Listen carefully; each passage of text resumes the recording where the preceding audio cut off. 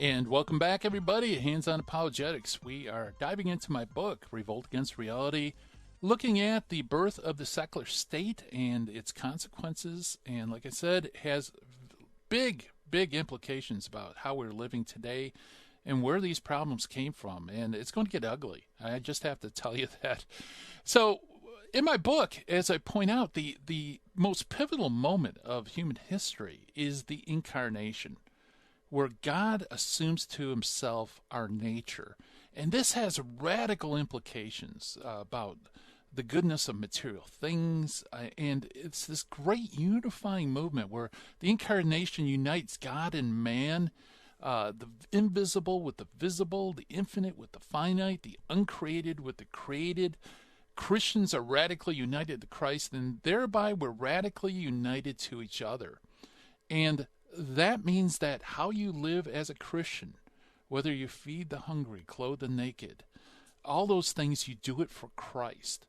And this radically transforms into several revolutions of thought that radically change the ancient world into Christendom.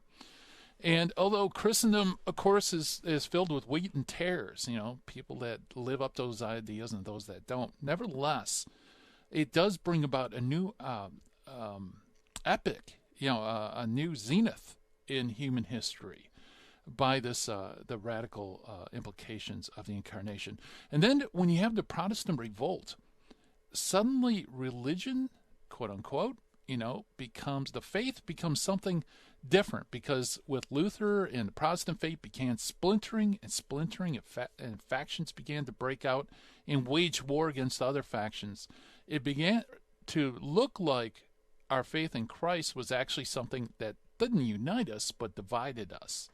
And so, like I mentioned before in the other segment, new ways were sought to try to unify people apart from Christ and apart from his church. And one way is the invention of religion. And like I said before, religio, from which we get the English word religion, simply meant it was a duty, which could be what we would term now religious, like something with the church, or it could be something totally secular. Religion was just something that you needed to do. And it was really during the Enlightenment that religion got redefined and the state got redefined in such a way as to separate the two, which even before Christianity were always in some ways united. And one of the most influential figures here is John Locke. Now, I want to read a few quotes from Locke, and just listen what he has to say. He says, "The church itself is a thing absolutely separate and distinct from the commonwealth." Okay, so you can see where he's tearing apart into two categories, reality in a sense. It's either the church or it's the commonwealth. He says, "The boundaries of both sides are fixed and immovable." Okay, so there are boundaries that separate them, he insists, and that these boundaries they can't be permeated. They can't be moved.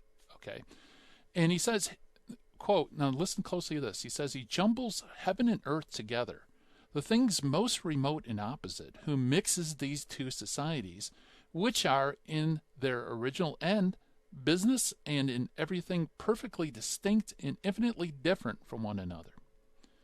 Now, compare that with what I just said about the incarnation. The incarnation is what unites heaven and earth, right? The incarnation is what orders us in such a way so that it unleashes the supernatural charity and this dynamism that creates Christendom, right? Well, John Locke says that's mixing heaven and earth. Okay, you need to divide rather than combine. And the way to do that is you need to have these fixed and movable boundaries from the commonwealth and the church. Okay? Now, of course, he's thinking in the background of these religious wars that perhaps the only way that we can tame the divisions is to put the faith into a kind of play space, a compartment, a crying room, if you will, that you could play with all your religious quote-unquote stuff, but then leave the rest of earthly existence to the secular state. He continues and says, I esteem it above all things necessary to distinguish the exact business of civil government from that of religion, and to settle the just bounds that lie between one and the other. So you could say, okay, Locke, you say that there's this separation of these two spheres in life, basically dividing reality in half. Well, okay, how do you separate one from the other? What's the business of civil interest versus the business of so-called religion? And for him, the bounds of the faith are purely internal, they're immaterial, they have to do with doctrine and propositions. In a way, it's kind of a Gnostic view of the faith or religion.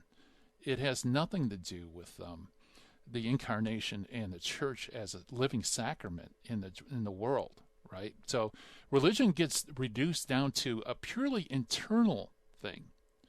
And you can see that tracing back to Martin Luther, right, with justification by faith alone. Suddenly religion now kind of gets stripped of its materiality, and its salvation is purely an internal act of grace through faith, and it's not by works, it's not by anything you do. And that includes even after justification. So anyway, so that's religion. So here's how he defines civil interest. Now this is what we're going to focus on. He says, civil interest I call, life, liberty, health, indulgency of the body, and the possession of outward things, such as money and lands and houses and furniture and the like. Okay, so religion is purely spiritual and internal, and everything that's in civil interest is outward, physical, possession of things, property. Okay. Now, where's the in that? That seems fairly, reasonable. We could say, I could see where you could divide reality in that and say, life, liberty, health, indulgency of the body, possessions, money, lands, houses, furniture, that type of stuff. Sure, that's secular and has nothing to do with religion, right? Well, hold your horses there. Because, let's just look at a couple of terms here. For example, life. He says that life is part of civil interest. This is something that we can vote on. The majority rules, perhaps, or, the state can impose. Okay, life. Who determines what is life? The secular state does? Or who determines when life begins? Or what constitutes being a human? And when can it be lawfully ended? How do we determine things like that? We take votes. It's the best guess. It's the opinion of sovereign temporal rulers to establish what is life, what does it mean to be human, when can it lawfully be ended? No, those aren't secular questions. Those are religious and philosophical questions, right? That can't be determined by vote. That's something that requires, religious input, so to speak, to use the newly coined term religious. Same thing with property. We often think, well, okay, property is definitely part of civil interest, right? Somebody has to levy taxes and do improvements and stuff like that. That's obviously secular. But you know what? When you think about it, property is just as much of a religious concern as it is a secular concern. For example, how much interest can you pay on loans or charge on loans? Is it good for us to have private property?